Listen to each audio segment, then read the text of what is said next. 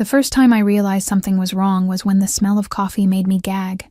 Not just any coffee, the expensive Colombian blend that Liam, my roommate, brewed every morning. The scent had always been a comfort, a signal that another day had begun, that I had survived another night. But that morning, as the aroma wafted under my bedroom door, my stomach lurched violently, and I barely made it to the bathroom in time. Hunched over the toilet, hair sticking to my sweat-slicked forehead, I tried to convince myself it was just a stomach bug. Just stress. Just anything but what I feared it might be. "Emma, you okay in there?" Liam's voice came through the door, concerned but distant, as if he was already late for his shift at the hospital.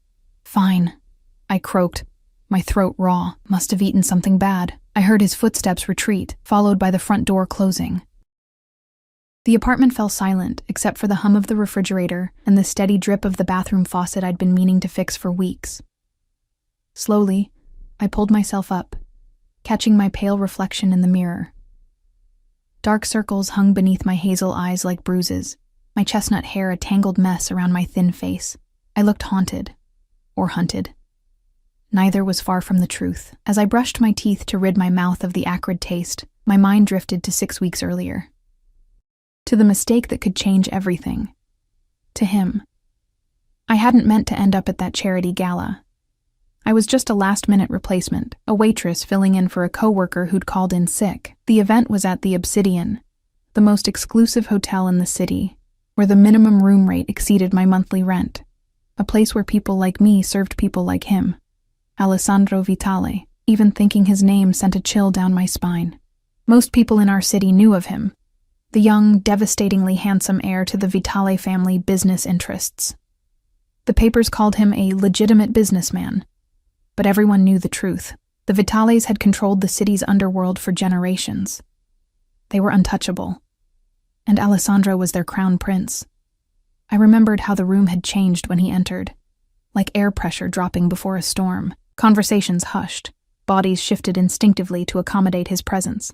He moved with the casual confidence of a predator in its natural habitat, flanked by 2 men whose bulky suits couldn't quite conceal their weapons. I hadn't meant to catch his eye. I was nobody. Just another black-uniformed server holding a tray of champagne flutes. But as I navigated around a cluster of bejeweled women, I'd stumbled, nearly sending my tray crashing to the marble floor. A strong hand had steadied me, gripping my elbow with surprising gentleness. "Careful," he'd said, his voice low and smooth like aged whiskey. I'd looked up and felt the air leave my lungs. Alessandro Vitale was even more striking up close, piercing amber eyes beneath dark brows, high cheekbones and a strong jaw darkened by 5 o'clock shadow. Lips curved into a slight smile that didn't quite reach those unsettling eyes. He smelled of expensive cologne with notes of cedar and something darker, more primal. I'm sorry, sir." "Thank you," I'd stammered, mortified. His grip had lingered a moment too long. "What's your name?" The question had frozen me. Staff were meant to be invisible at these events, not engaging with the guests, certainly not with someone like him. "Emma," I'd answered, against my better judgment.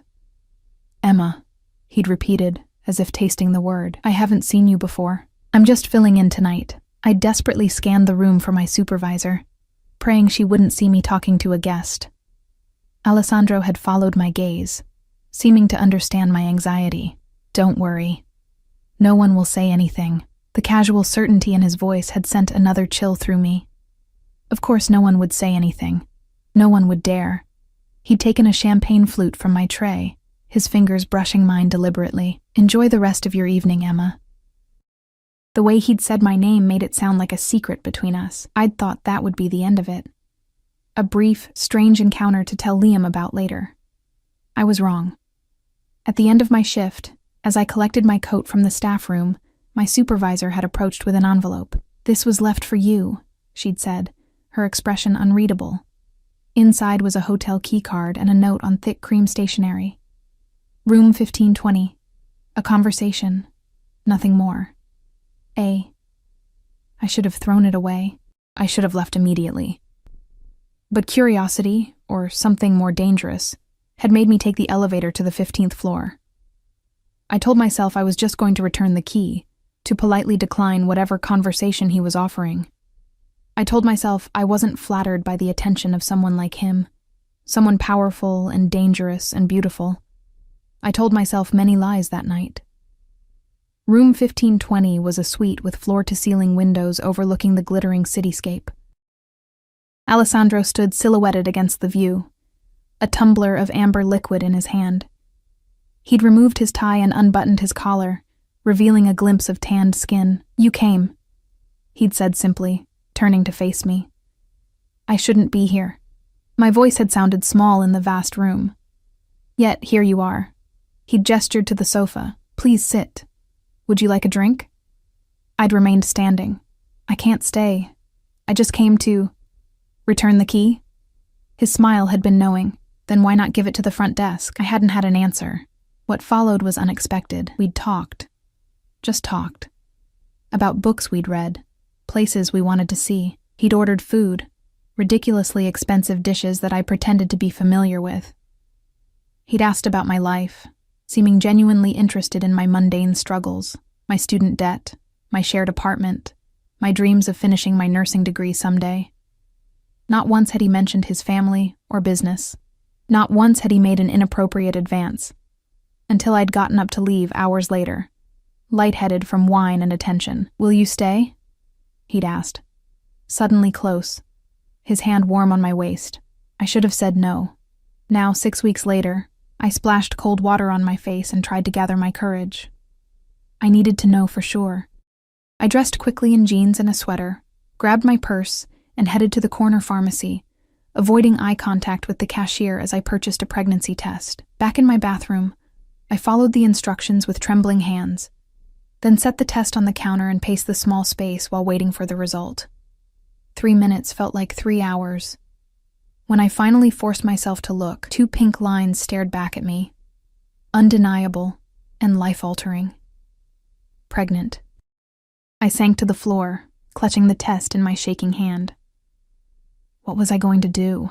I was 25, barely making ends meet, still trying to piece together enough money to finish my nursing program. I had no family to help. My parents had died in a car accident when I was 19, leaving me alone except for Liam, my childhood friend who'd offered me his spare room when I could no longer afford my own place. And the father. I hadn't seen Alessandro since that night. He'd asked for my number, but I'd been too overwhelmed by what had happened between us to give it to him. Too ashamed of how easily I'd fallen into his bed, how desperately I'd responded to his touch. Too terrified of what it might mean to be connected to someone like him. But there was something else. A secret I'd been carrying that made this situation even more dangerous. A secret about why I'd really been at that gala. Before I could spiral further, my phone buzzed with a text from my boss at the diner where I worked. She needed me to come in early to cover for another server. I welcomed the distraction. Work would keep my mind occupied, give me time to think about what to do next. The diner was busier than usual for a Tuesday, the lunch rush in full swing when I arrived. I tied on my apron and threw myself into taking orders, refilling coffee cups, and balancing plates along my arm. The mindless routine was comforting. It was during a rare quiet moment, as I wiped down a vacated booth, that I felt it, that peculiar shift in the atmosphere that I'd only experienced once before. The ambient noise of the diner seemed to dim. Heads turned subtly toward the entrance. I didn't need to look up to know who had walked in. My body sensed his presence before my mind could process it, like prey instinctively aware of a predator. Slowly, I straightened and turned. Alessandro Vitale stood just inside the entrance, as out of place in this greasy spoon diner as a wolf in a petting zoo. He wore a charcoal suit that probably cost more than my yearly rent, his dark hair perfectly styled, his face impassive as his amber eyes scanned the room, then locked on me. My heart stuttered. How had he found me? Why was he here?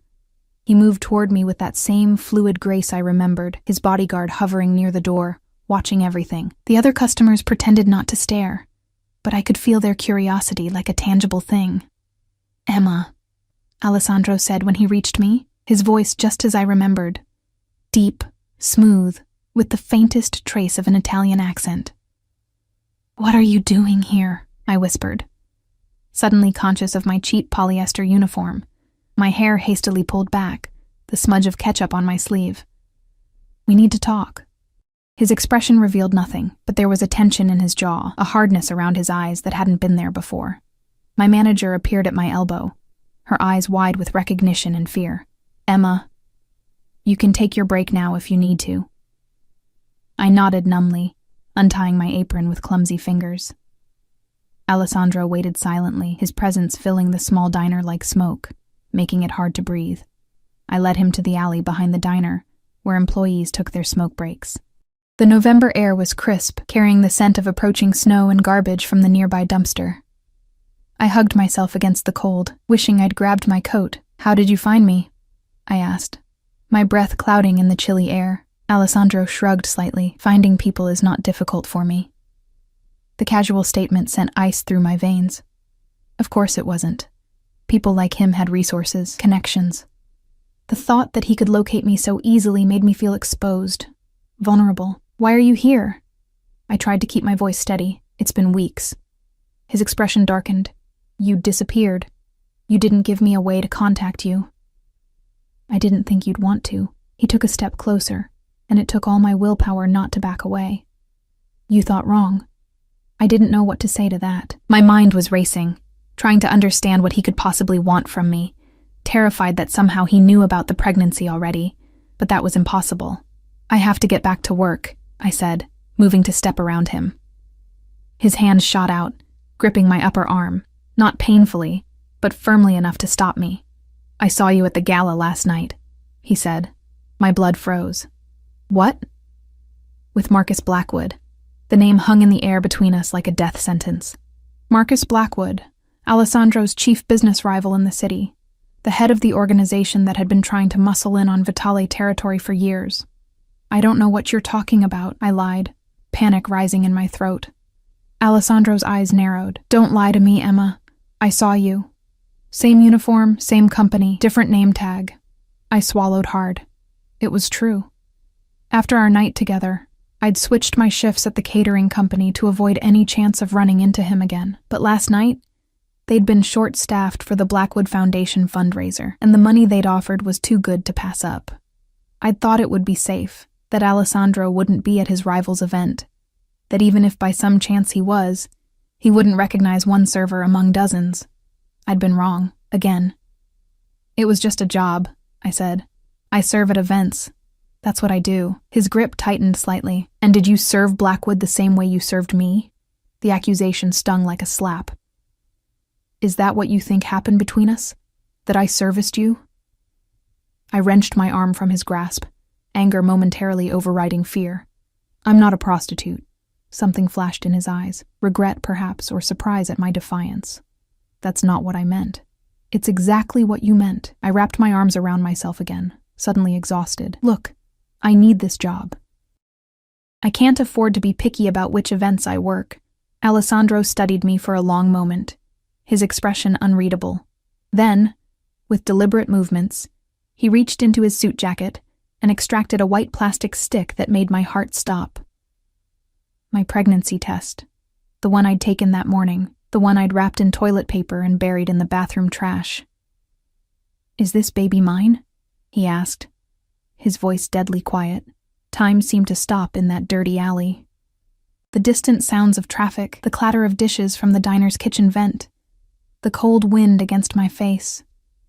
Everything faded away as I stared at the pregnancy test in Alessandro's hand. "How did you—" My voice cracked.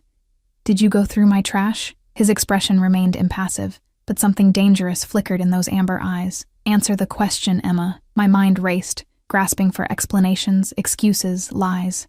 But as I stood there, shivering in the November chill, facing a man who commanded an empire built on blood and fear, I couldn't summon the energy to fabricate another deception. "Yes," I whispered, the word hanging between us like a live grenade with its pin removed. Alessandro's face revealed nothing, but I noticed his free hand clench into a tight fist at his side. "You weren't going to tell me." It wasn't a question, but I answered anyway. "I only found out this morning." "And if you'd known a week ago, a month?" Would you have told me then? His voice remained eerily calm, which somehow frightened me more than if he'd shouted. I looked away, unable to meet his gaze. The truth was, I didn't know what I would have done. Part of me had considered terminating the pregnancy without ever informing him. Another part had fantasized about disappearing, starting over somewhere he couldn't find me. Both options now seemed laughably naive. I don't know, I admitted. Alessandro stepped closer, his expensive cologne mingling with the alley's sour odors. Look at me. I forced myself to meet his eyes. This changes everything. His voice had softened slightly, but there was steel beneath the velvet. You're coming with me. Now. Fear clawed up my throat. What? No, I can't just leave. I have a job. Responsibilities.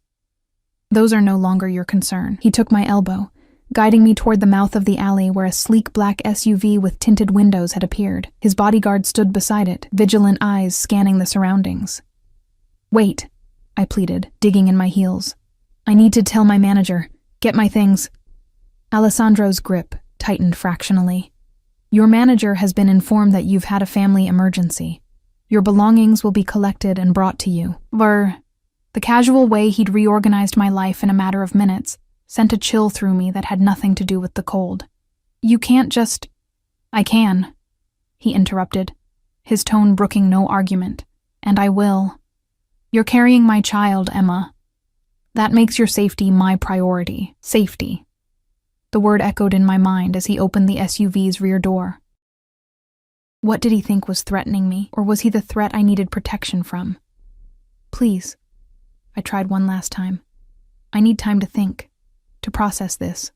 Something in my voice must have reached him because he paused, his hand still on my elbow. For a moment, I glimpsed vulnerability beneath his composed exterior, uncertainty. Perhaps even fear. Time is a luxury we don't have, he said quietly. There are complications. Before I could ask what he meant, a black sedan screeched to a halt at the end of the alley. Alessandro's bodyguard moved with startling speed, drawing his weapon as he positioned himself between us and the newcomers. Inside. Now. Alessandro's voice left no room for objection as he practically lifted me into the SUV, climbing in after me. The last thing I saw before the door slammed shut was two men emerging from the sedan, their expressions grim and purposeful. Then we were speeding away, the SUV's powerful engine carrying us from the familiar surroundings of my mundane life into Alessandro's dangerous world. Inside the vehicle, the sudden silence was oppressive. The interior was luxurious.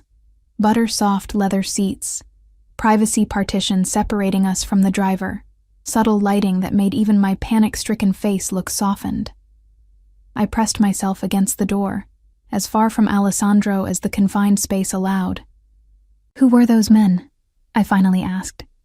Alessandro's jaw tightened. Blackwood's people. Why would they? I stopped as realization dawned. They were following me? They've been watching you since the gala, he confirmed, his voice cold with controlled rage. Did you speak with Blackwood that night?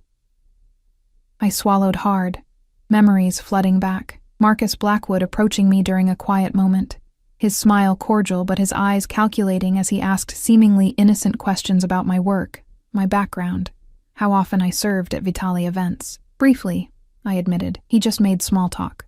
Alessandro cursed under his breath, something rapid and Italian that I couldn't catch. And you didn't think that was strange? That a man like Blackwood would take an interest in a server? The accusation in his tone sparked my own anger. No stranger than a man like you taking an interest. I thought he was just being friendly. Rich people do that sometimes. Pretend to care about the help to feel better about themselves. His eyes flashed. Is that what you think happened between us? That I was amusing myself with the help? What am I supposed to think? I gestured helplessly. You're... you. And I'm nobody. You're the mother of my child. The word sent a shiver through me. That makes you somebody very important indeed. The SUV turned onto an exclusive street lined with ancient trees and imposing mansions set back behind ornate gates. We slowed in front of one particularly intimidating property, a sprawling Italian-style villa with a circular drive and meticulously maintained grounds. 2 more SUVs flanked the entrance, men in dark suits standing at attention. "Where are we?" I asked, though I already knew the answer. "My home," Alessandro replied simply. "You're home now." Panic surged again. "I'm not moving in with you. I barely know you." He turned to face me fully, his expression severe. "You know me well enough to have created a life with me, and circumstances have eliminated your choices in this matter." "What circumstances?" "Those men. Who are they really?" Alessandro was silent as the SUV pulled to a stop. Only when his bodyguard had opened the door and scanned the surroundings did he answer. "Blackwood has been looking for leverage against me for years. You, and now our child, are that leverage." The implications of his statement hit me like a physical blow. "You think he would hurt me to get to you?" "I know he would." Alessandro's voice was flat, certain. "He's killed for less." He guided me out of the vehicle and toward the villa's imposing entrance. The interior was as opulent as I'd imagined. Soaring ceilings, marble floors, priceless artwork, all in shades of cream, gold, and deep burgundy. A small staff appeared and then discreetly vanished, trained to be invisible in the presence of their employer. Alessandro led me to a sitting room where a fire crackled in a massive stone fireplace. "You'll stay here until the situation is resolved," he said, as if announcing I'd be kept overnight instead of held prisoner indefinitely. "And how long will that take?" I asked, struggling to keep my voice steady. "As long as necessary." His tone suggested the topic was closed. "I can't just disappear from my life. People will notice. My roommate, my coworkers. They'll be told you've taken an extended leave for personal reasons." He moved to a sideboard and poured amber liquid into a crystal tumbler. "Your roommate, Liam, isn't it, has already been contacted." The casual mention of Liam's name sent ice through my veins. "What did you do to him?" Alessandro's eyebrow raised slightly. "Nothing. We simply informed him you were safe and would be away for some time." "And he believed that?" "He had no reason not to." Alessandro sipped his drink, "especially after receiving enough money to cover a year of your shared rent." I sank onto a plush sofa, my legs suddenly too weak to support me. "You bought my friend's silence. I ensured he wouldn't worry or contact authorities." Alessandro sat opposite me, his movements elegant despite the tension evident in his shoulders. "It was the simplest solution." "The simplest solution," I repeated hollowly. "Is that how you see everything? Problems to be eliminated, people to be managed?" Something flashed in his eyes, hurt perhaps, though I found that hard to believe. "Not everything. Not you." I looked away, unable to bear the intensity of his gaze. My hand unconsciously moved to my still flat stomach, a gesture Alessandro tracked with hawk-like attention. "How far along are you?" he asked, his voice softer than before. 6 weeks, I whispered. "From that night." He nodded, as if confirming a suspicion. "Have you seen a doctor?" "No. As I said, I only found out this morning." "You'll see my physician tomorrow. He's discreet and excellent." The calm way he continued reorganizing my life sparked fresh anger. "Don't I get any say in this? In any of it?" Alessandro set his tumbler down with deliberate care. "Would you prefer I left you unprotected? Left you vulnerable to Blackwood's men? They wouldn't hesitate to use you and our child to destroy me. Why would he care about me? About us?" I gestured between us. It was one night. We're nothing to each other. The moment the words left my mouth, I knew I'd made a mistake. Alessandro's expression hardened, his eyes turning cold. "You are carrying my heir," he said, each word precise and deadly. "The next generation of the Vitale family. That makes you everything to me." He rose and moved toward me with predatory grace. "And it makes you Blackwood's most valuable target." I shrank back against the sofa cushions as he loomed over me, his presence overwhelming in the luxurious room. "I need to understand something, Emma." His voice had dropped to a dangerous whisper. "How did Blackwood know to approach you specifically? Out of all the servers at the gala, why you?" Fear clawed at my throat as I stared up at him. This was the moment I'd been dreading, the question I couldn't answer without revealing my final, most damning secret.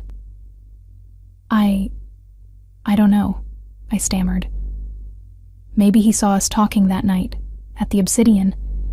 Maybe one of your enemies noticed and told him." Alessandro studied me for a long, terrifying moment.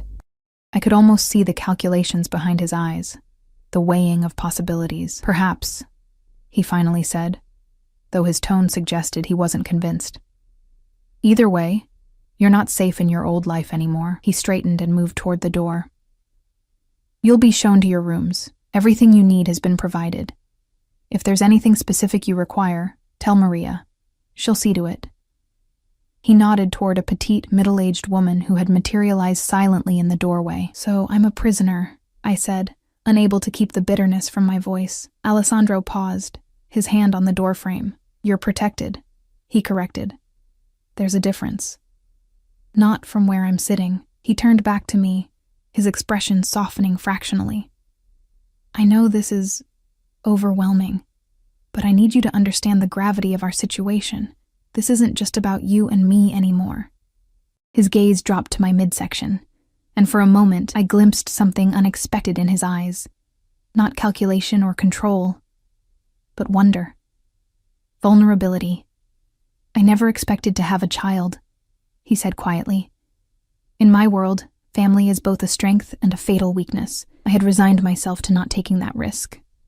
The raw honesty in his voice caught me off guard. For a brief moment, I saw past the dangerous facade to the man beneath, a man raised in violence who now faced the prospect of bringing new life into that same brutal world.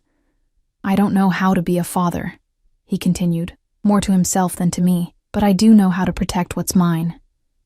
And I will protect you both, whatever the cost. Before I could respond, he was gone, leaving me alone with Maria, who smiled sympathetically. Come, miss, she said, her accent thick, but her English clear. You must be tired. Let me show you to your rooms. I followed numbly, too overwhelmed to resist. My mind whirled with the day's events, from discovering my pregnancy to being essentially abducted by the father, a mafia boss who now claimed me as his to protect. My life had unraveled in the span of hours, leaving me adrift in a world of luxury and danger that I barely comprehended. Maria led me up a grand staircase and down a corridor to a suite larger than my entire apartment. The bedroom featured a 4-poster bed draped in silk, a sitting area with plush chairs, and floor-to-ceiling windows overlooking manicured gardens. An adjoining bathroom gleamed with marble and gold fixtures. Mr. Vitale had these rooms prepared for you, Maria explained, opening a closet to reveal women's clothing in a range of sizes, all with designer labels I recognized but had never dreamed of owning. He wasn't sure of your size, so there are options. Tomorrow, a seamstress will come to measure you for a proper wardrobe. I ran my fingers over a cashmere sweater, its softness alien against my skin, accustomed to cheap polyester and cotton blends. This is insane, I murmured. Maria smiled kindly. Mr. Vitale wants you comfortable. She hesitated, then added in a lower voice. He was very specific about your care. I've never seen him so concerned. I didn't know how to respond to that. The idea that Alessandro Vitale, feared mafia boss, was concerned about my comfort seemed ludicrous, given that he'd essentially kidnapped me. Can I leave? I asked bluntly. If I wanted to walk out right now, would anyone stop me? Maria's expression grew troubled. It would not be safe, miss. The men outside, they are there to protect you. That's not what I asked. She looked away. Mr. Vitale has given orders. For your safety. Translation. I was indeed a prisoner, regardless of the gilded cage. After Maria left, I sank onto the edge of the enormous bed, trembling with exhaustion and shock. The silk duvet beneath my palms felt obscenely luxurious compared to my threadbare bedding at home. Home. A place I might never see again. I pulled out my phone, desperate to contact Liam to make sure he was truly okay. But the screen showed no service. Of course. Alessandro wouldn't have overlooked such an obvious means of communication. On the nightstand, I noticed a new phone, sleek, expensive, and undoubtedly monitored. I left it untouched. The room, for all its opulence, suddenly felt suffocating. I moved to the windows, searching for latches, an escape route, but they opened only a few inches, not even enough to feel the breeze. Through the glass, I could see armed men patrolling the grounds, Guards or jailers?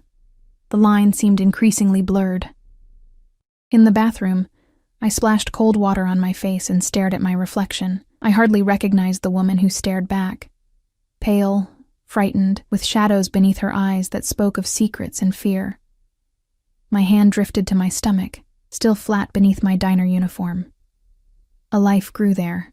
Alessandro Vitale's child. The heir to a criminal empire. What had I done? The truth I'd been avoiding crashed over me in waves of nausea that sent me retching into the marble toilet.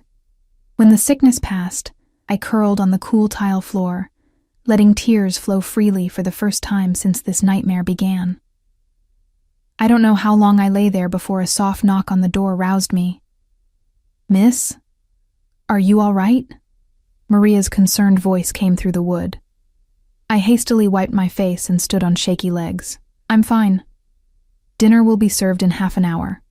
Mr. Vitale requests your company." The thought of food made my stomach turn again, but I nodded even though she couldn't see me. "I'll be there. There are clothes in the closet for you," she reminded me gently. "Perhaps you'd like to change." I looked down at my stained uniform, suddenly conscious of how out of place I must appear in this palatial setting. "Thank you. I'll find something." After a quick shower, I selected the least intimidating outfit I could find. Black slacks and a simple cream sweater that probably cost more than a month of my rent. The fabric caressed my skin like a whisper, a luxury I'd never experienced. Maria reappeared to escort me to dinner, leading me through corridors decorated with art that belonged in museums, not private homes. The dining room continued the theme of understated wealth. A long mahogany table that could seat 20, crystal chandelier casting warm light on silver place settings and fresh flowers. Alessandro stood as I entered, impeccably dressed in what I assumed was casual attire for him, tailored slacks and a charcoal cashmere sweater that made his amber eyes appear even more intense. His dark hair was slightly damp, as if he'd recently showered, and the scent of his cologne, woodsy and masculine, reached me across the room. "You look better," he observed, pulling out a chair for me at the corner of the table closest to his place at the head. The table was set for just the two of us, turning the massive room strangely intimate. "Better than what?" I asked, unable to keep the edge from my voice as I sat stiffly. A ghost of a smile touched his lips. "Then a woman who just learned her life has been irreversibly altered." I had no response to that brutal honesty. Silent staff appeared with wine. Sparkling water for me, I noted, and the first course, some delicate arrangement of seafood I couldn't identify. I picked at it listlessly while Alessandro watched me with unnerving intensity. "You need to eat," he said finally. "For the baby." I set down my fork with deliberate care. "Is that all I am now? A vessel for your heir?" His expression hardened. "You know that's not true, do I? You've kidnapped me, isolated me, taken over my life, all for the sake of a child you didn't know existed until a few hours ago." "I did not kidnap you," he corrected, his voice dangerously soft. "I removed you from an increasingly dangerous situation, without my consent. There wasn't time for debate." I laughed without humor. "There's never time for debate with men like you, is there? Just commands to be followed, decisions made for others because you know best." Alessandro set his wineglass down with deliberate control. "Men like me?" he repeated. "And what kind of man do you think I am, Emma?" The question hung between us, loaded with implications. What kind of man was Alessandro Vitale? A criminal, certainly. Dangerous, undoubtedly. But also the father of my child. The man who had shown me gentleness and passion during our night together, who had talked with me for hours about books and dreams before ever touching me. "I don't know," I admitted finally. "That's the problem." He studied me for a long moment, then nodded as if I'd passed some test. "That's fair. We have much to learn about each other. Do we? Or will you simply dictate the terms of whatever this is going to be?" "That depends," he said, resuming his meal with perfect composure. "On what?" "On whether you can be honest with me," his amber eyes fixed on mine with predatory focus, "starting with why you were working Blackwood's event. The real reason." My breath caught. This was the moment I'd been dreading, the question that could destroy whatever tenuous safety I'd found in Alessandro's protection. "I told you," I began, hating how weak my voice sounded. It was just a job. I need the money. Alessandro set down his cutlery, his expression now completely closed. I'm going to give you one more chance to tell me the truth, Emma. After that, I'll have no choice but to find the answers elsewhere, and I promise you won't like my methods. The threat hung in the air between us, all pretense of civility stripped away. This was the man others feared, the ruthless head of a criminal organization who had clawed his way to power through violence and intimidation. Are you threatening me? I whispered. I'm promising you consequences for continued deception. He leaned forward slightly. You're carrying my child. That earns you considerations others wouldn't receive. But my patience has limits. The weight of my secrets pressed down on me like a physical thing. I'd been running for so long, hiding so much, and now, trapped in this beautiful prison with a dangerous man who held my future in his hands, I had nowhere left to hide. My father, I began, the words burning my throat like acid. Worked for the Blackwoods. Alessandro's expression didn't change, but I sensed his sudden, complete attention. He was their accountant, I continued, unable to stop now that I'd begun. Not for their legitimate businesses, but for the other things. He handled their money laundering, their offshore accounts, everything. Go on, Alessandro prompted when I hesitated. I took a shaky breath. When I was 19, the FBI approached him. They had enough evidence to put him away for decades, but they offered him a deal if he'd testify against Marcus Blackwood's father. Understanding dawned in Alessandro's eyes. The car accident that killed your parents. It wasn't a question. My blood ran cold at the realization that he'd investigated me, knew details of my past that I'd shared with no one. It wasn't an accident, I confirmed, my voice barely audible. The brakes were cut. Both my parents died instantly, and the FBI claimed they couldn't prove it was murder, said I had no case. I laughed bitterly, but they made sure I knew who was responsible. They wanted me angry, wanted me to help them build a new case against the Blackwoods. Alessandro's expression had grown thunderous. They used a grieving 19-year-old girl as bait. They offered me protection in exchange for information, I corrected. But I was too scared. I disappeared instead. Changed my name, moved across the country, cut ties with everyone I knew. Emma isn't your real name, he said softly, another piece falling into place. I shook my head. It's Elizabeth. Elizabeth Calloway. Or it was. And you've been running ever since, until 6 months ago when they found me again. An FBI agent named Cooper.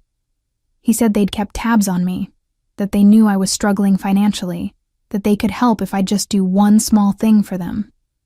Alessandro's knuckles whitened around his wine glass. Infiltrate Blackwood's circle, get close enough to gather evidence. I nodded miserably. They wanted anything that could link him to illegal activities, conversations, documents, names. I took the catering job because they knew both the Blackwoods and the Vitalis used that company for their events. And then you met me, Alessandro said, his voice deceptively calm. Did they instruct you to sleep with me as well? To gather intelligence on both families? The accusation stung like a physical blow. No, I never planned for that to happen, yet it did. Quite convenient for your FBI handlers. Tears burned in my eyes. I haven't told them anything about you. About us. I couldn't. Why not? Wasn't that your mission? Because, I faltered, unable to articulate the confusion of emotions he stirred in me. Because it felt wrong. That night wasn't part of any plan. It was just real. Alessandro studied me, his expression unreadable. The silence stretched between us, taut with unspoken accusations and confessions. Do they know you're pregnant? He finally asked. No one knows except you. I only found out this morning, remember? He nodded, seemingly lost in thought. When he spoke again, his voice had regained its usual controlled calm. Blackwood must have realized you were working both sides. That's why his men were following you, or the FBI let something slip, I suggested. Agent Cooper isn't exactly subtle. Either way, you're compromised. Alessandro rose from his chair and moved to the window, his back to me. And now carrying my child, the Blackwoods would see that as an unexpected bonus. Leverage against both me and the FBI. The clinical way he assessed the situation sent a chill through me. So what happens now? He turned, his expression resolute. Now, I deal with the complications, all of them. Fear clutched at my throat. What does that mean? It means I protect what's mine. His eyes dropped to my stomach, then back to my face. It means I eliminate threats to your safety and the safety of our child. You can't just eliminate the FBI, I said, horrified by the implication. A cold smile touched his lips. You'd be surprised what I can do. Please, I whispered, rising from my chair. Don't make this worse.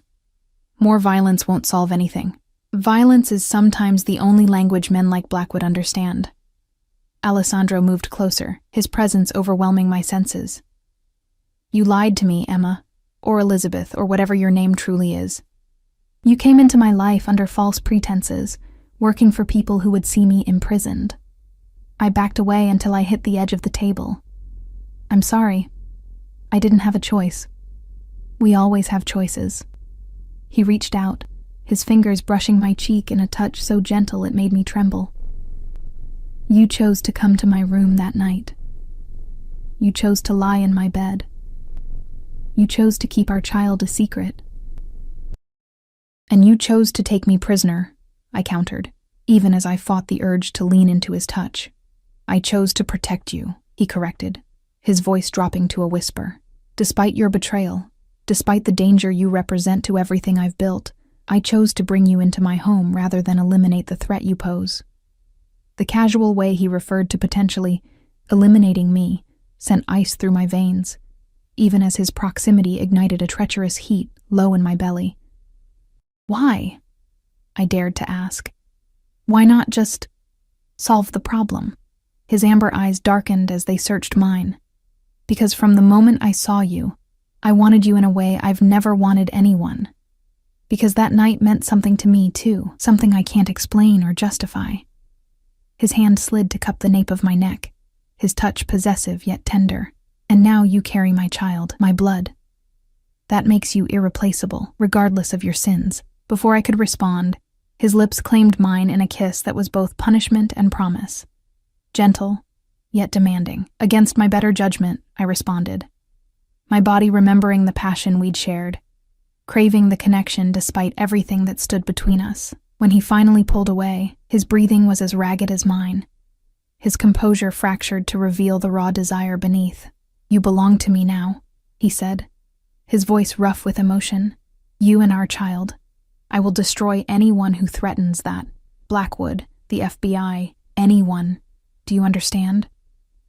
It wasn't a question so much as a declaration of intent, a glimpse into the dangerous mind of a man who had built an empire on violence and control. A man who now considered me his possession, to be protected and contained in equal measure. I understand, I whispered, though I wasn't sure I did, not fully, not the implications of being claimed by Alessandro Vitale, of carrying his heir, of being drawn into his dangerous world with no way back to the life I'd known. He studied me for a long moment, then nodded once, as if satisfied. Tomorrow you'll see the doctor, then we'll discuss our next steps. He straightened, his mask of control sliding back into place. For now, rest. You've had a difficult day. An understatement so profound it would have made me laugh if I weren't so close to tears. As if sensing my emotional turmoil, Alessandro softened slightly. I know this isn't what you planned, Emma. It isn't what either of us planned, but we'll find a way forward, together. Do I have a choice? The question slipped out before I could stop it. His expression grew serious. Your choices now extend only as far as they don't endanger our child or compromise our security. Beyond that, he shrugged slightly. We'll negotiate. With that ambiguous promise, he escorted me back to my rooms, his hand resting possessively at the small of my back. At the door, he paused, something vulnerable flickering across his features. Despite everything, he said quietly, I'm glad about the baby. I never thought I'd have a family of my own. The simple confession caught me off guard, reminding me that beneath the dangerous exterior was a man with his own fears and desires, his own concept of family shaped by whatever upbringing had forged him into the person he was now. Good night, Emma, he said, pressing a gentle kiss to my forehead, before retreating down the corridor, leaving me alone with my thoughts and the growing realization that my life had irrevocably changed. not just because of the child I carried, but because of the man who had claimed us both as his. Inside my gilded prison, I moved to the windows overlooking the estate grounds. Darkness had fallen, but security lights illuminated the gardens, revealing armed men patrolling the perimeter. Not just protecting me from Blackwood's people, I realized, but ensuring I couldn't escape. My hand drifted to my stomach, to the tiny life growing there, unaware of the dangerous world it would be born into. Alessandro's heir, a child of two worlds, my ordinary existence and his empire of shadows. What are we going to do? I whispered to my unborn child, tears slipping down my cheeks. There were no good options. If I somehow escaped, Blackwood's men would find me. If I contacted the FBI, I'd be putting my child in danger and betraying Alessandro in a way he might never forgive. And if I stayed, accepting Alessandro's protection and all it entailed, I'd be choosing a life intertwined with violence and power I never wanted. A soft knock interrupted my spiraling thoughts. "Come in," I called, quickly wiping away my tears. Maria entered, carrying a tray with tea and what looked like biscuits. "Mr. Vitale thought you might like something soothing before bed," she explained, setting the tray on a small table. I thanked her automatically, struck by this small gesture of consideration from a man who had essentially kidnapped me hours earlier. "He cares for you," Maria said, reading my confused expression. "In his way." "His way involves holding me prisoner," I pointed out. Maria's weathered face creased with sympathy. "Mr. Vitale is complicated. He's had to be, to survive in his world." "Did you know his family?" I asked, curious despite myself. "Before him?" She nodded, pouring the tea with practiced movements. "I served his father and his grandfather before that, 3 generations of Vitales." "Were they all like him?" Maria considered the question carefully.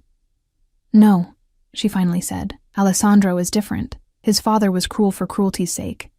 His grandfather was cold, calculating. Alessandro," she paused, searching for words. "He does what he believes necessary, but takes no pleasure in it. And he protects those he considers his own. Like possessions," I murmured. "Like family," she corrected gently. "Something he's had precious little of in his life."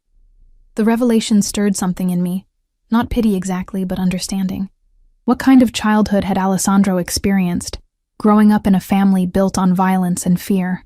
What had shaped him into the man he was now, capable of tenderness one moment and cold calculation the next?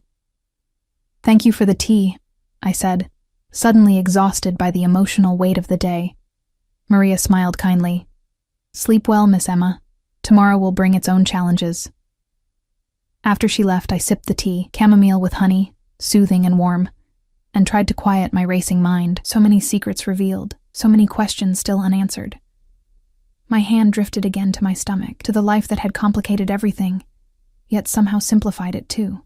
Whatever happened next, whatever choices I made, they would no longer be just for myself. I had a child to consider, a child who would be born into danger regardless of what I did.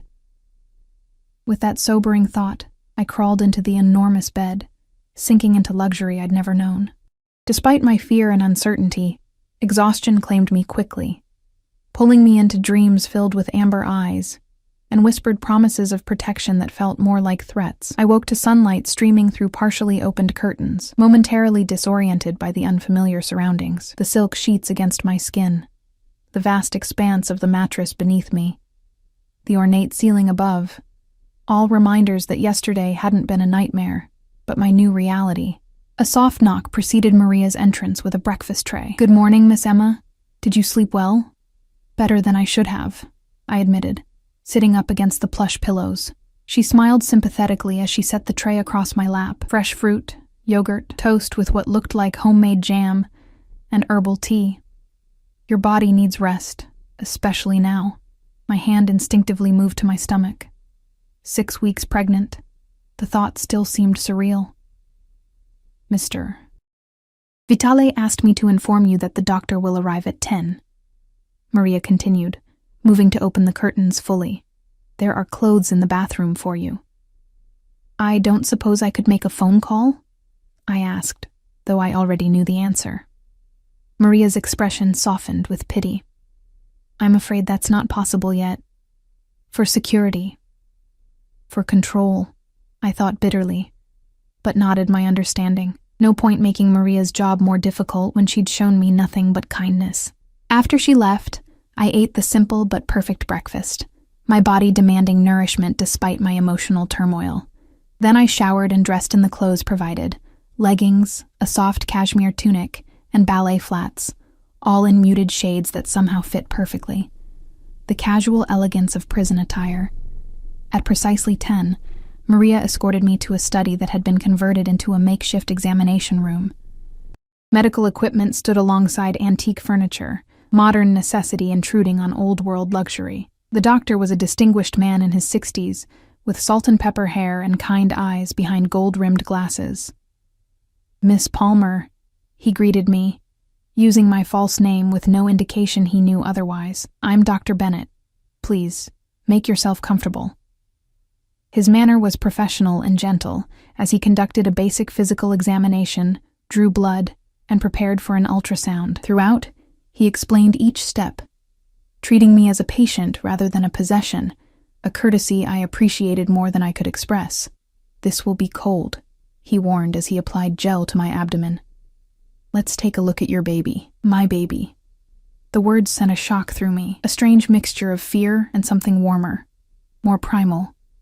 Until this moment, the pregnancy had been an abstract concept, a complication in an already complicated situation. But as Dr. Bennett positioned the wand, and a rapid whooshing sound filled the room, the reality of the life growing inside me became undeniable. That's the heartbeat, he explained, his voice gentle. Strong and regular, exactly what we want to hear. Tears filled my eyes unexpectedly. That sound, fast, persistent, alive, was my child, Alessandro's child, a tiny being with its own heartbeat, oblivious to the dangerous circumstances of its creation. Everything looks perfect, Dr. Bennett continued, adjusting the screen so I could see the small blob that would become our baby. Based on measurements and your last period, you're right about 6 weeks along, due date approximately mid-July. I stared at the screen, mesmerized by the tiny flickering that indicated a heartbeat. It's so small, I whispered. About the size of a sweet pea right now, he confirmed with a smile, but growing rapidly.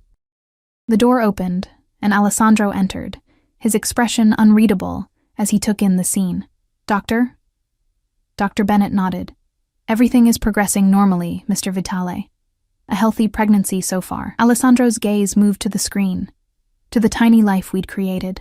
For a moment, his composed facade cracked, revealing wonder and something that might have been fear before he controlled his expression once more. The heartbeat, he said quietly, moving closer. Would you like to listen?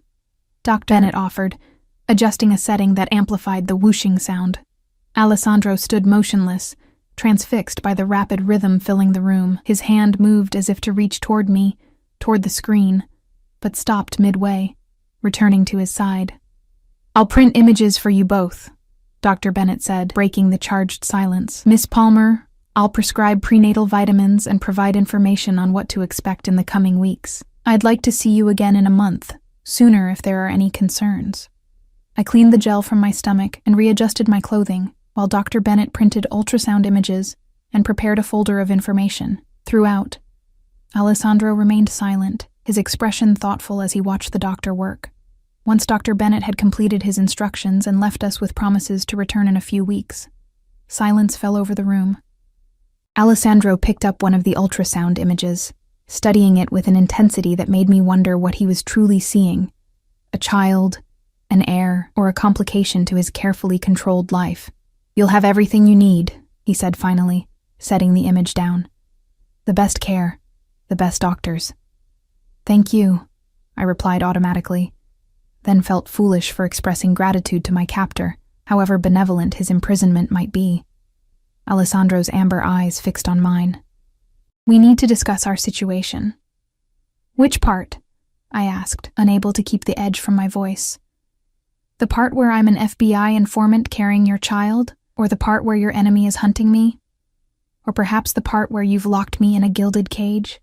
A muscle ticked in his jaw, all of it. He offered his hand to help me up from the examination table. After a moment's hesitation, I accepted it, hyper-aware of the warmth of his fingers around mine, the strength in his grip. He led me from the makeshift examination room to his study across the hall, a masculine space of leather, dark wood, and books that smelled of paper and the same cologne he wore. "Sit," he said, gesturing to a comfortable chair near a fireplace where flames crackled despite the mild day outside. I perched on the edge of the seat, too tense to relax. Alessandro poured water from a crystal decanter, handed me a glass, then leaned against his desk rather than sitting behind it, a deliberate choice to avoid the power dynamic such a position would create. "First," he began, "your FBI handler." My fingers tightened around the glass. "What about him?" "He'll be looking for you, wondering why his asset has suddenly disappeared." "Probably," I agreed cautiously. "You'll need to contact him." I stared at Alessandro in shock. "You want me to talk to the FBI after everything I told you last night?" His expression remained impassive. "I want you to reassure him that you're safe, that you're still gathering information, and that you need time." Understanding dawned. "You want me to lie to keep them off your back?" "I want to prevent a federal manhunt that would complicate our situation further," he corrected. "Once Agent Cooper believes you're still working your assignment, he'll be patient. That gives us time to address the Blackwood problem more permanently." A chill ran through me at the implication in his tone. "What are you planning to do? The less you know about that, the better." Alessandro pushed away from the desk and moved to the window, his back to me as he surveyed his estate. "Blackwood has been a thorn in my side for years.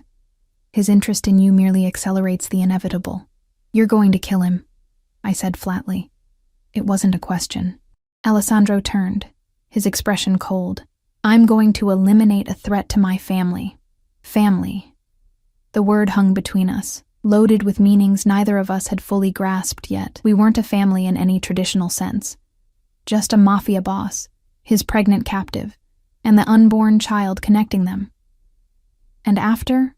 I asked, setting down my glass before my shaking hands could betray me. "After Blackwood is dealt with. What happens to me? To us?" I gestured to my stomach. Something softened in Alessandro's expression.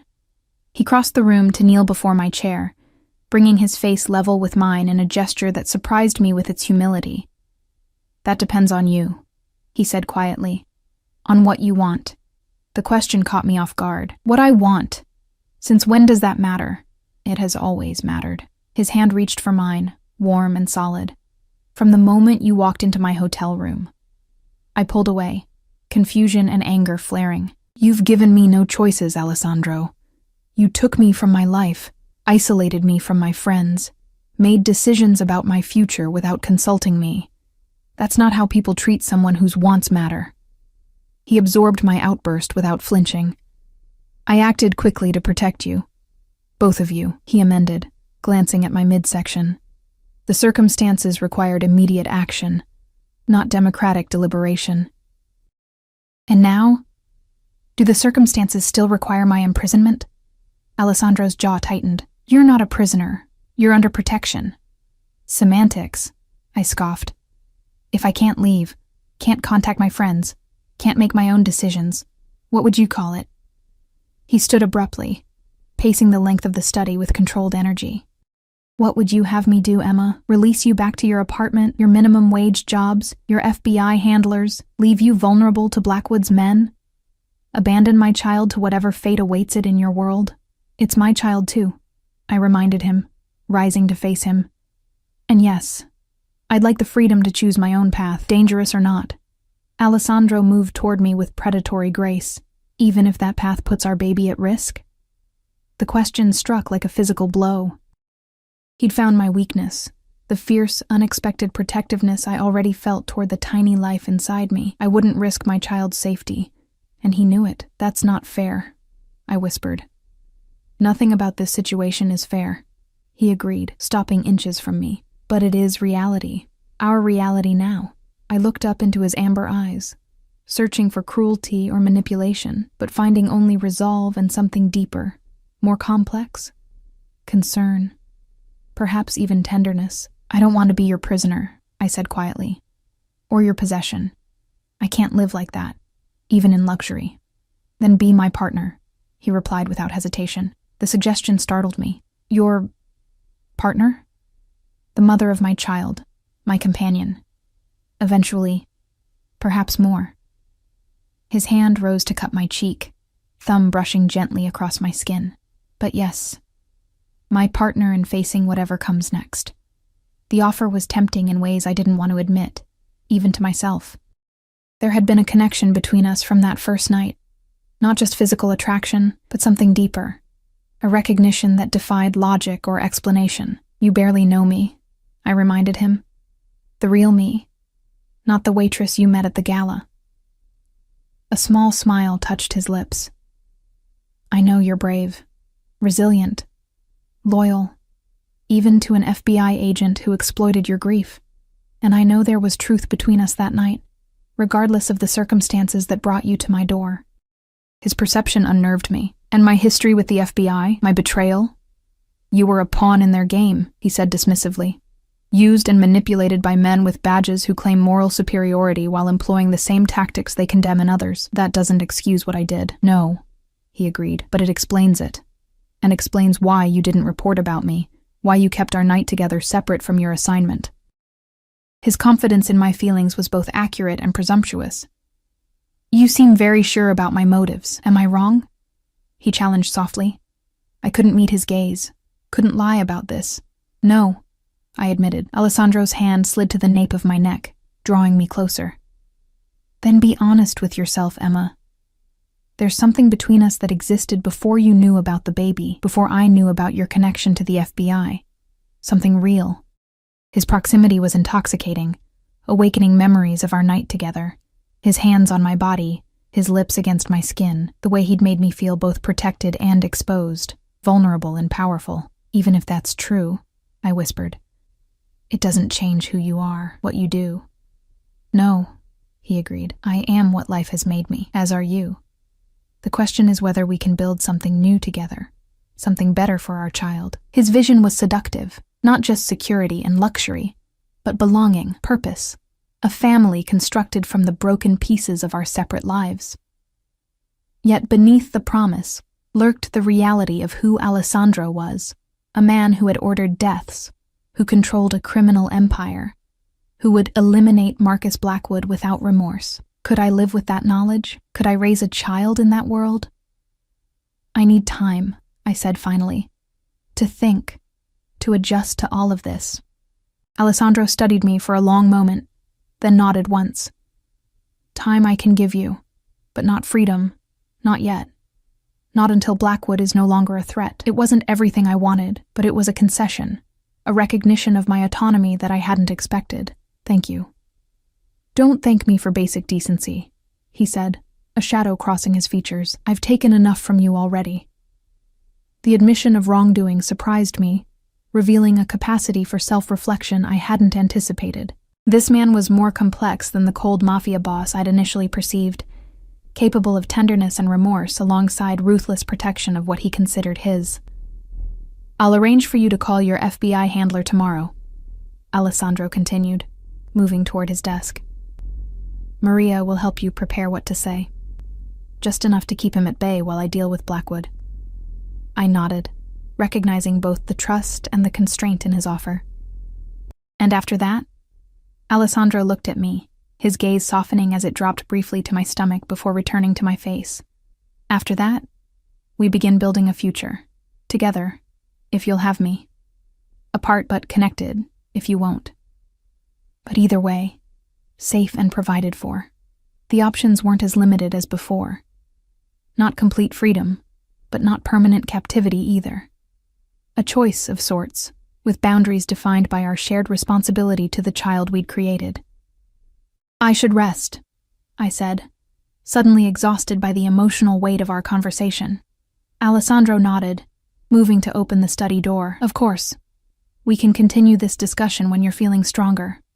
As I passed him, he caught my hand, pressing something into my palm. I looked down to find one of the ultrasound images. "Our baby's first picture. We made this," he said softly. Whatever happens next, remember that we created something miraculous together. The simple statement stripped away all the complications. The FBI, Blackwood, Alessandro's criminal empire, leaving only the fundamental truth. We were connected now, irrevocably, by the tiny life growing inside me. I clutched the image to my chest and nodded, unable to speak past the sudden tightness in my throat. As I returned to my rooms, guided by the ever-present Maria, I felt something shift within me, not acceptance of my situation exactly, but recognition of its complexity. There were no simple solutions, no clear path forward that didn't involve compromise and risk, but for the first time since Alessandro had found my pregnancy test, I felt the faintest flicker of hope, not just for survival, but for something more, something neither of us had dared to imagine until a tiny heart began beating, binding our fates together. The next 3 weeks passed in a strange limbo of luxury and uncertainty. My gilded cage expanded gradually, from my suite to the entire East Wing, then to the garden surrounded by high walls and watchful guards. Alessandro kept his word about giving me time to think, to adjust, maintaining a respectful distance while ensuring I had everything I needed. I spoke to Agent Cooper as planned, feeding him carefully crafted half-truths about getting closer to Alessandro, about needing more time to gain his trust. The lies came easier than I expected, my loyalty shifting imperceptibly from the people who had exploited my grief to the man whose child I carried. Cooper's eagerness to use me despite the obvious dangers only reinforced my growing disillusionment with the FBI's methods. They had never cared about justice for my parents, only about building their case against the Blackwoods by any means necessary. I thought often of my father during those quiet days, wondering what he would think of my situation. He had worked for criminals, yes, but kept my mother and me insulated from that world. Now I was carrying the heir to a rival organization, considering a life within the very circles he had tried to shield me from. The irony wasn't lost on me. Alessandro and I established a cautious routine, sharing dinner each evening, talking about our childhoods, our interests, carefully avoiding the volatile subjects of his business and my FBI connection. He told me about growing up as the reluctant heir to the Vitali empire, about losing his mother to cancer when he was 14, about the brutal education his father had forced upon him. I shared stories of my parents, my interrupted nursing studies, my dreams of helping others. In these conversations, I glimpsed the man beneath the mafia boss exterior. Intelligent, surprisingly well-read, capable of tenderness and humor I wouldn't have believed possible when I first found myself his captive. One evening, as we walked through the rose garden after dinner, Alessandro broke our unspoken rule of avoiding business discussions. "Blackwood is making his move," he said, his voice carefully neutral. "Against both of us." My hand instinctively moved to my stomach, now showing the slightest curve beneath my dress. "What do you mean?" Alessandro guided me to a stone bench beside a burbling fountain, screening us from any potential observers. "He's spreading rumors that I've aligned with the FBI using you as my contact." "That's absurd," I said. "He knows I was working for the FBI against him, precisely why the rumor is dangerous," Alessandro explained. "It suggests I've turned you, that we're using your FBI connection to eliminate him while securing immunity for my own operations." The calculated brilliance of the accusation chilled me. Your people would think you betrayed them. His would see you as an even bigger threat. Alessandro nodded grimly. "It's a clever move. Creates enemies for me on all sides. Including the FBI, I realized. If they believe I've switched loyalties completely, they'll consider me compromised, which puts you in even greater danger," he confirmed, his jaw tight with controlled rage. "Blackwood is trying to isolate us, make us vulnerable from all sides." Fear settled like ice in my veins. What are we going to do? I didn't miss the significance of my words. We, not you. Somewhere in these strange weeks, I had begun to see our predicament as a shared challenge rather than Alessandro's problem holding me captive. His hand covered mine, warm and reassuring. "I've put plans in motion, but I need something from you first." "What?" I asked warily. "The truth about what the FBI has on Blackwood. Everything you know about their investigation, their evidence, their methods." I hesitated, the last remnants of my former loyalty giving me pause. "Why?" Alessandro's amber eyes held mine. Because I'm going to give them Blackwood, Emma. Not through violence, but through information. Let them destroy each other while we remain untouched. The strategy surprised me, more subtle and less bloody than I'd expected from a man in his position. You'd work with the FBI after everything they've done? Not with them, he clarified. I'll simply ensure they receive what they need to take Blackwood down legally. Anonymous tips, documentation of his operations, witness testimonies. He goes to prison, the FBI gets their conviction, and the threat to us is eliminated without direct action on my part. Without bloodshed, I said softly, understanding the significance of his approach. Alessandro's expression grew serious. I won't pretend my hands are clean, Emma, but I've been working to legitimize our family interests for years, to move away from the violence that defined my father's era. Blackwood is one of the last obstacles to that transition. This revelation aligned with whispers I'd heard during my time with the FBI, that the younger Vitale was different, that he had distanced himself from the more brutal aspects of the organization while maintaining its power structure. If I help you, I said carefully, what happens afterward? To us? Alessandro took both my hands in his. That depends on what you want. I told you before, you have choices now. What choices exactly? Stay with me, he said simply. Not as a captive, but as my partner, my equal. Help me build something better than what my father left me, something our child can inherit without shame. The offer hung between us, tantalizing in its possibility. And if I don't want that life? I asked, needing to understand all options. Then I set you up somewhere safe, with everything you and our child need. You'd have protection, financial security, complete freedom, except for one thing. What's that? His expression hardened slightly. Our child remains connected to me. I won't be excluded from their life. I nodded, having expected nothing less. And the FBI? Once Blackwood is dealt with, we sever that connection permanently. I have leverage to ensure they leave you alone. The plan was comprehensive, offering me more genuine choice than I'd had since my parents' murder. Stay and help Alessandro reshape his empire into something more legitimate, or leave with his support and protection, co-parenting from a distance. I need to know one thing, I said, meeting his intense gaze. If I stay, what exactly am I agreeing to? I won't be involved in anything illegal, Alessandro. I won't expose our child to violence or danger. He nodded, understanding my boundaries. I've been transitioning our interests to legitimate businesses for years. Real estate, hospitality, technology investments. What remains of the old operations will continue to diminish. I can't promise overnight transformation, but I can promise direction and purpose. His sincerity was palpable, his vision of the future clear and determined. This wasn't a hastily constructed promise to appease me, but a path he'd already begun walking, before I entered his life. Why would you do this for me? I asked softly.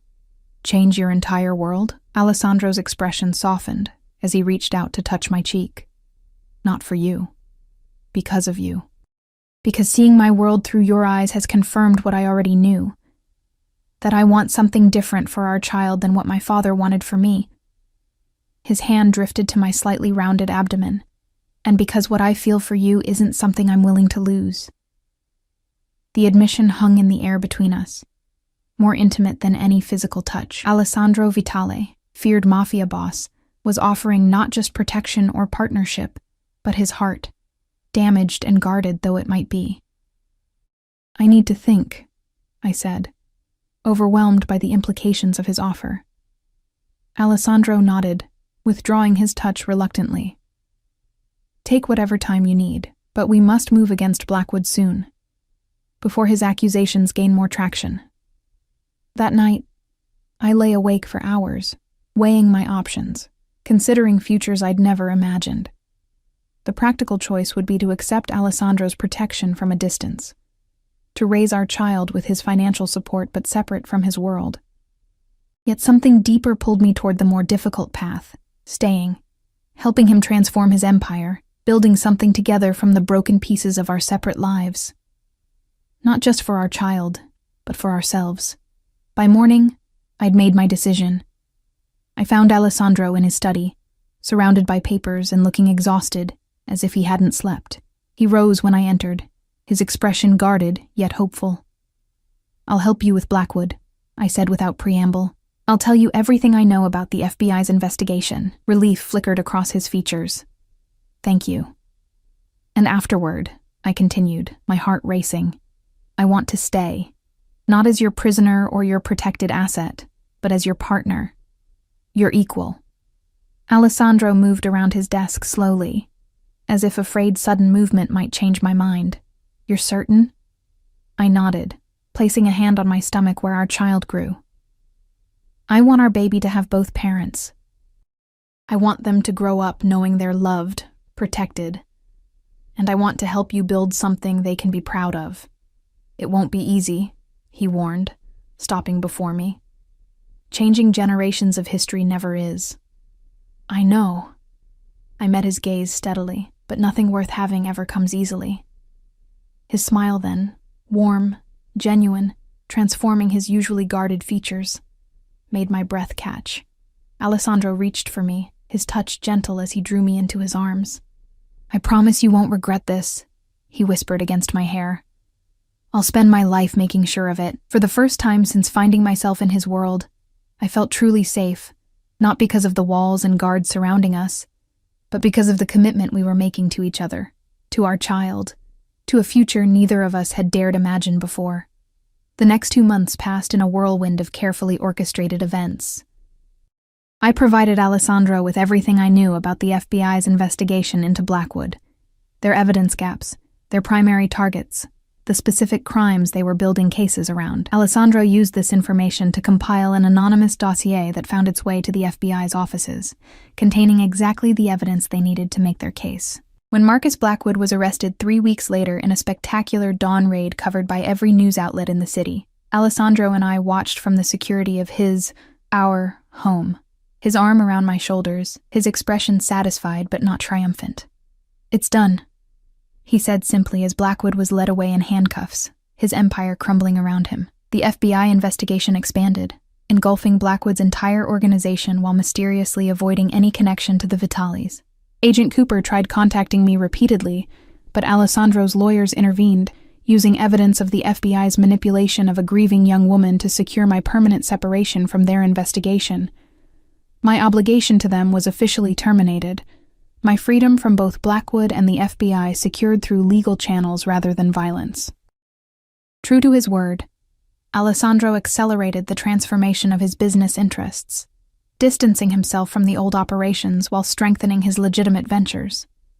There were difficult moments, resistance from those who benefited from the status quo, but his authority remained absolute, his vision clear. I found my own place in our new reality, completing my nursing degree through private tutors, establishing a foundation for children who had lost parents to violence, using our resources to create something meaningful from my own traumatic experience. By the time our daughter was born, Sophia, named for Alessandro's mother, the world we occupied had begun its transformation.